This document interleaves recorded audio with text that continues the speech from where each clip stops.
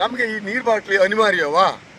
ಒಂದು ನೀರು ಬಾಟ್ಲಿ, ಇನ್ನೊಂದು ಪ್ಲಾಸ್ಟಿಕ್ ತೊಟ್ಟೆ, ಇದೆರಡೂ ಕೂಡ ಇಲ್ಲಿ ಬಂದು ನದಿಯಿಂದ ಬಂದು ಸಮುದ್ರಕ್ಕೆ ಸೇರುವ ಸಂದರ್ಭದಲ್ಲಿ ಇದೆಲ್ಲ ಹೋಗಿ ನಮ್ಮ ತೀರ ಪ್ರದೇಶದಲ್ಲಿ ನಿಲ್ತದೆ. ಇದು ನಿಂತಿದ್ರಿಂದ ನಮ್ಮ ತೀರ ಪ್ರದೇಶದ ಮೀನುಗಾರರಿಗೆ ಬಹಳಷ್ಟು ತೊಂದರೆ. ಯಾಕಂತ ಹೇಳಿದರೆ ನಮ್ಮ ನೀರಿನ ತಳಮಟ್ಟದಲ್ಲಿ ಮೀನಿಗೆ ಬೇಕಾಗುವಂಥ ಆಹಾರದ ವಸ್ತು ಎಲ್ಲ ಸಿಗ್ತದೆ. ಆದರೆ ಈ ಪ್ಲಾಸ್ಟಿಕ್ ಚೀಲ ಮತ್ತು ಪ್ಲಾಸ್ಟಿಕ್ ಬಾಟ್ಲಿ, ಈ ಪ್ಲಾಸ್ಟಿಕ್ ಬಾಟ್ಲಿ ಏನಾಗ್ತದೆ ಅಂತ ಹೇಳಿದರೆ ಅದು ಬಿಸಿಲಿಗೆ ಕಂಪ್ಲೀಟ್ ಪುಡಿ ಆಗ್ತದೆ. ಬಿಸಿಲಿನ ಪ್ರತಾಪಕ್ಕೆ ಅದು ಪುಡಿಯಾಗಿ ವಾಪಸ್ ನೀರಿಗೆ ಹೋದವಾಗ ಆ ಸಣ್ಣ ಪುಡಿಯನ್ನು ಮೀನು ತಿಂತದೆ. ಯಾಕಂತ ಹೇಳಿದ್ರೆ ಅದಕ್ಕೆ ಬೇರೆ ಆಹಾರ ಸಿಗುವುದಿಲ್ಲ. ಅದು ನಮ್ಮ ತಳಮಟ್ಟದ ಅಡಿಯಲ್ಲಿ ಸಿಗುವಂಥ ಕೆಸರು, ಆ ಕ್ರಿಮಿಕೀಟಗಳೆಲ್ಲ ತಿನ್ನುವುದನ್ನು ಬಿಟ್ಟು ಈ ಪ್ಲಾಸ್ಟಿಕ್ಕನ್ನು ಮೀನು ತಿಂತದೆ. ಅಂಥ ಮೀನನ್ನು ನಾವು ಮೀನು ತಿನ್ನುವವರು ಅದನ್ನು ತಿಂತೇವೆ. ಮಾರಕವಾದಂಥ ಈ ಕ್ಯಾನ್ಸರ್ ಕಾಯಿಲೆಗೆ ನಂಬರ್ 1 ಅಂತ ನಮ್ಮ ಹಿರಿಯರು ಹೇಳಿದ್ದು ಮತ್ತು ಡಾಕ್ಟರ್ಸ್ ಹೇಳಿದ್ದು ನಾವು ಕೇಳಿದ್ದೇವೆ. ಆದ್ದರಿಂದ ಪ್ಲಾಸ್ಟಿಕ್ ಬಾಟ್ಲಿ ಮತ್ತು ಪ್ಲಾಸ್ಟಿಕ್ ಚೀಲವನ್ನು ಆದಷ್ಟು ಕಡಿಮೆ ಮಾಡಬೇಕು. ಸರ್ಕಾರ ಈ ಮಟ್ಟದಲ್ಲಿ ಒಂದು ಗಮನ ಹರಿಸಬೇಕು. ನಾವು ಯಾವುದೇ ಒಂದು ಸಮಾರಂಭಕ್ಕೆ ಊಟಕ್ಕೆ ಹೋದವಾಗ ನಮಗಲ್ಲಿ ಬಾಟ್ಲಿಯಲ್ಲಿ ಪ್ಲಾಸ್ಟಿಕ್ ಬಾಟ್ಲಿಯಲ್ಲಿ ನೀರು ಕೊಡ್ತೇವೆ.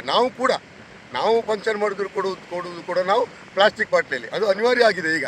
ಆದರೆ ನಾನು ಹೇಳುವುದು ಅಂಥ ಸಮಾರಂಭಗಳಲ್ಲಿ ಪ್ಲಾಸ್ಟಿಕ್ ಬಾಟ್ಲಿ ನೀರನ್ನು ಕೊಡುವುದು ಬಿಟ್ಟು ಹಿಂದೆ ನಾವು ಲೋಟದಲ್ಲಿ ಕೊಡ್ತೇವೆ, ಗಾಜಿನ ಬಾಟ್ಲಿಯಲ್ಲಿ ಕೊಡ್ತೇವೆ. ಅಂಥದ್ದೊಂದು ಮಾಡಿದರೆ ಆದಷ್ಟು ಇದಕ್ಕೆ ಕಡಿವಾಣ ಹಾಕಬಹುದು ಅನ್ನೋದು ನನ್ನ ವೈಯಕ್ತಿಕ ಅಭಿಪ್ರಾಯ.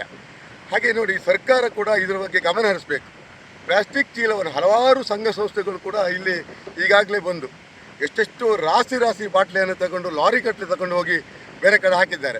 ಹಾಗೆ ನಮ್ಮ ಕೆಲವು ಊರಿನ ಸಂಘ ಸಂಸ್ಥೆಗಳು ಕೂಡ ಸಮುದ್ರ ಬದಿಯಲ್ಲಿ ಕ್ಲೀನ್ ಮಾಡಲಿಕ್ಕೋಸ್ಕರವಾಗಿ ಹಲವಾರು ಯುವಕರನ್ನು ಕರ್ಕೊಂಡು ಬಂದು ವಾರಕ್ಕೊಮ್ಮೆ ಕ್ಲೀನ್ ಮಾಡ್ತಾಯಿದ್ರು. ರಾಶಿ ನಮ್ಮ ಮೇಲ್ಗಡೆಯಿಂದ ಈ ನೆರೆ ಬರುವ ಸಂದರ್ಭದಲ್ಲಿ ಮೇಲ್ಗಡೆಯಿಂದ ಪೂರ್ತಿ ಬಂದು ಇಲ್ಲಿ ರಾಶಿ ಬೀಳ್ತದೆ. ಇವತ್ತು ಕೂಡ ನಾವು ಇಲ್ಲಿ ನಿಲ್ಲುವಾಗ ನೀವೇ ನೋಡಿದಿರಿ ಎಷ್ಟು ರಾಶಿ ಇದೆ. ಈ ಹಿಂದೆ ಒಂದು 8 ದಿವಸದ ಹಿಂದೆ ಒಂದು ಕಾಲೇಜ್ನವರೆಲ್ಲ ಬಂದು ಇಲ್ಲಿ ಕ್ಲೀನ್ ಮಾಡಿ ಹೋಗಿದ್ದಾರೆ. ಅದೇ ರೀತಿ ಸಂಘ ಸಂಸ್ಥೆಯವರು. ಅದರಿಂದ ಎಷ್ಟೇ ಕ್ಲೀನ್ ಮಾಡಿದರೂ ಕೂಡ ಮತ್ತು ಪುನಃ ಅದೇ ಸ್ಥಳದಲ್ಲಿ ಬಂದು ಈ ಕರಾವಳಿ ಉದ್ದಕ್ಕೂ ಸಮುದ್ರ ತಡಿಯಲ್ಲಿ ಬೀಳ್ತಾ ಇರ್ತದೆ. ಆದ್ದರಿಂದ ಆದಷ್ಟು ನಾವು ಕಡಿಮೆ ಮಾಡಬೇಕು. ಕಡಿಮೆ ಮಾಡೋದ್ರಿಂದ ಮೀನುಗಳಿಗೂ ಕೂಡ ಮೀನು ಸಾಯ್ತದೆ ಒಂದು ತಿಂದು, ಇಲ್ಲಾಂದರೆ ಆ ಮೀನನ್ನು ತಿಂದು ನಾವು ಜನ ಸಾಯ್ತೇವೆ.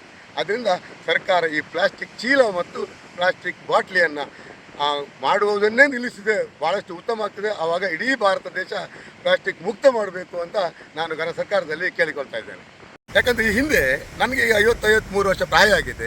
ನಾನು ಸಮುದ್ರ ಬದಿಯಲ್ಲಿ ಒಂದೇ ಒಂದು ನೀರು ಬಾಟ್ಲಿಯನ್ನು ನೋಡಲಿಲ್ಲ. ಆದರೆ ಇತ್ತೀಚೆಗೆ ಯಾವುದೇ ಸಮಾರಂಭಕ್ಕೆ ಹೋದರೂ ನೀರು ಬಾಟ್ಲಿಯಲ್ಲಿ ನೀರು ಕೊಡು, ಇದು ನಮ್ಗೆ ಅನಿವಾರ್ಯವಾಗಿ ಕೇಳೋದು ನಾನು. ಅದೇ ನೀರನ್ನು ದೊಡ್ಡ ಪಾತ್ರೆಯಲ್ಲೋ ಅಥವಾ ಬೇರೆ ಗಾಜಿನದಲ್ಲಿ ಇಟ್ಕೊಂಡು ಅಲ್ಲೇ ಸಪ್ಲೈ ಮಾಡ್ಬೋದು. ಯಾವುದರಲ್ಲಿ ಲೋಟದಲ್ಲಿ ಸಪ್ಲೈ ಮಾಡೋದು. ಈಗ ನಮಗೆ ಆ ನೀರು ಬಾಟ್ಲಿಯಲ್ಲೇ ಕುಡಿಯೋದು ಅನಿವಾರ್ಯವಲ್ಲ. ಬಾಟ್ಲಿಯಲ್ಲೇ ಕುಡಿದುಕೊಳ್ಳೋದೇನು ಅಮೃತವೂ ಆಗೋದಿಲ್ಲ. ಆದ್ದರಿಂದ ಬಾಟ್ಲಿಯ ನೀರನ್ನು ನಾವು ರದ್ದುಪಡಿಸಿ ನಾವು ಆ ನೀರನ್ನು ಬೇರೆ ರೀತಿಯಲ್ಲಿ ಉಪಯೋಗಿಸಿ ನಾವು ನೀರು ಕುಡಿಯುವಂಥ ನನ್ನ ಒಂದು ಅನಿಸಿಕೆ.